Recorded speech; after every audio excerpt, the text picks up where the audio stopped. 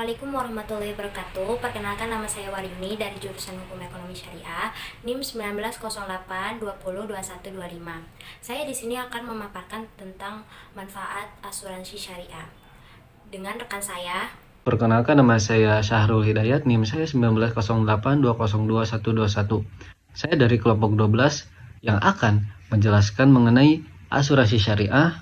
Langsung saja ke pembahasannya. Yang pertama, asuransi syariah.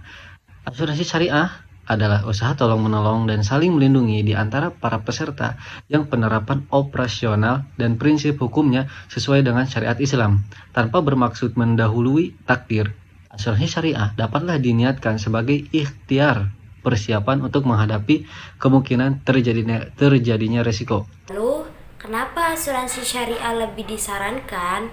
Alasannya adalah asuransi syariah terhindar dari unsur-unsur muamalah yang diharamkan, yaitu riba dan gharar. Lalu, apa perbedaan dengan konvensional? Yang pertama adalah asuransi tafakul, akadnya adalah hibah dan keberadaan gharar dalam akad hibah diperbolehkan. Sedangkan pada asuransi konvensional, akadnya tukar-menukar, maka keberadaan gharar pada akad ini dihukumi haram. Yang kedua, perusahaan mengelola asuransi syariah statusnya adalah wakil dari pemegang polis. Pada asuransi komersial, perusahaan statusnya adalah pemilik dana. Yang ketiga adalah tujuan dari asuransi syariah sendiri adalah tolong menolong.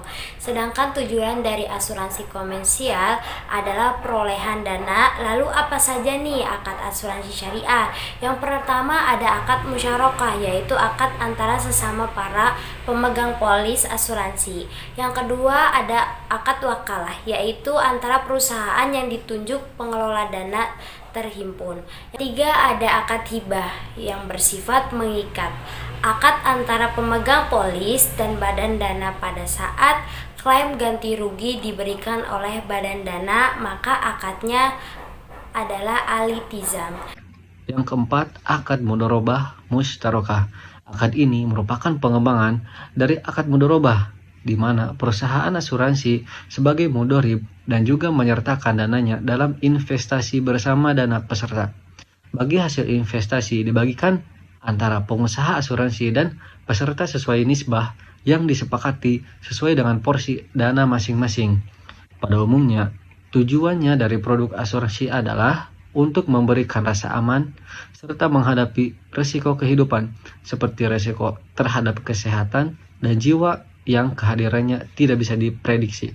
Untuk itu, Anda memiliki beberapa opsi produk asuransi untuk melindungi Anda dan keluarga, seperti asuransi jiwa atau asuransi kesehatan, baik yang berasal dari asuransi konvensional ataupun asuransi syariah.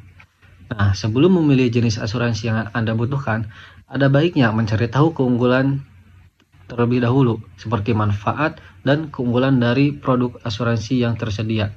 Nah, berikut adalah manfaat dari asuransi syariah.